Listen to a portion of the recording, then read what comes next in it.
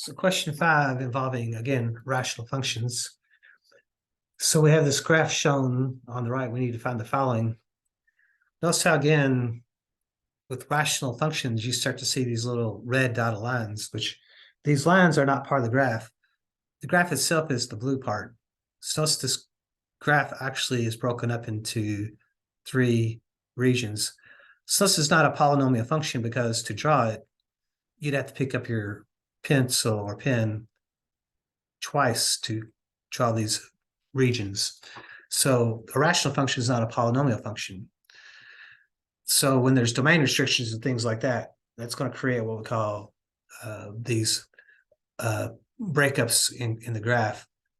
So notice that in rational functions, there are going to be these domain restrictions. These domain restrictions are also going to be what we call vertical boundary lines, which we call vertical asymptotes.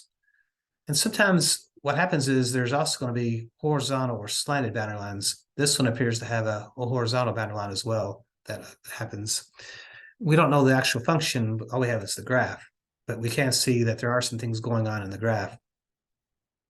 So the first question is, what is the domain? So looking at the graph, it looks like the domain is everything except this -2 and this +2, because everywhere else the graph appears. It's just, I see blue everywhere except where these 2 vertical lines are. So those are going to be domain restrictions. So x cannot equal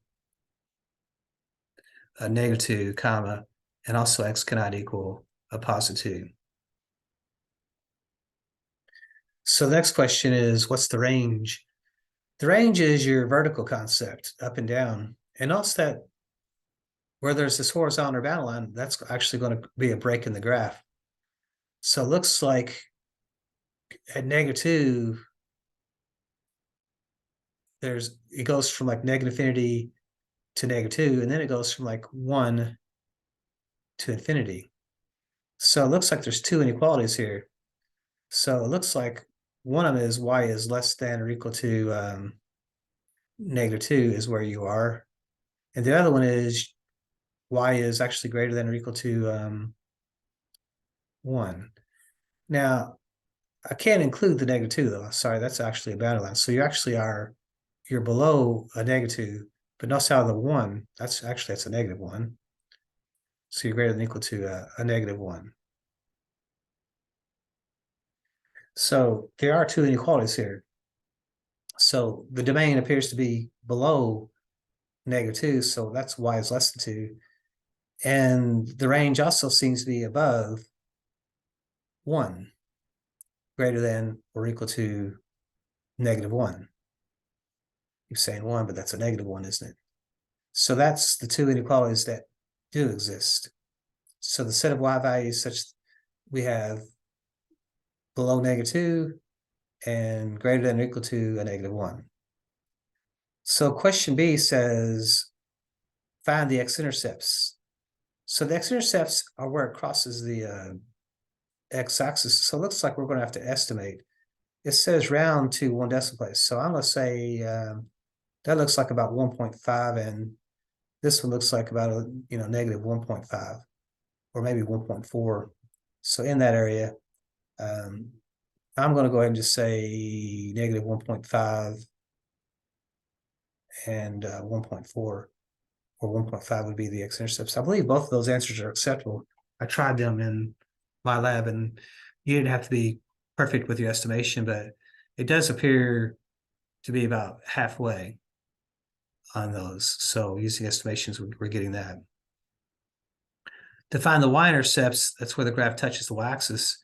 It does touch the y-axis here at -1. So the y-intercept would be the -1. Find the horizontal asymptote. The horizontal asymptote is a boundary line that the graph does not touch. And notice how there is one here. Remember, a horizontal line is defined by the y value. So y equals -2 would be the horizontal asymptote. And they've already got the y equals there. All I got to do is put the -2 there. So it's going to represent the equation of a horizontal line. So remember, this actually represents a point because an x-intercept's a point. To find the vertical asymptotes, we're kind of seeing that's these red boundary lines. That's those domain restrictions. So vertical lines are defined by the equation x. So x equals -2 and 2. So we can use a comma here. So x equals -2 and 2 for that. So it's actually two vertical asymptotes. X equals -2 and x equals 2 would be the equations for those vertical isotopes. Does it have an oblique isotope? That's a slant isotope, and notice that there aren't any slanted red boundary lines, so there aren't any oblique isotopes. One of the things you'll pick up on is if there's a horizontal isotope, there will not be oblique isotopes. If there are oblique isotopes, there will not typically be horizontal isotopes. Usually in our math, we don't see that occur.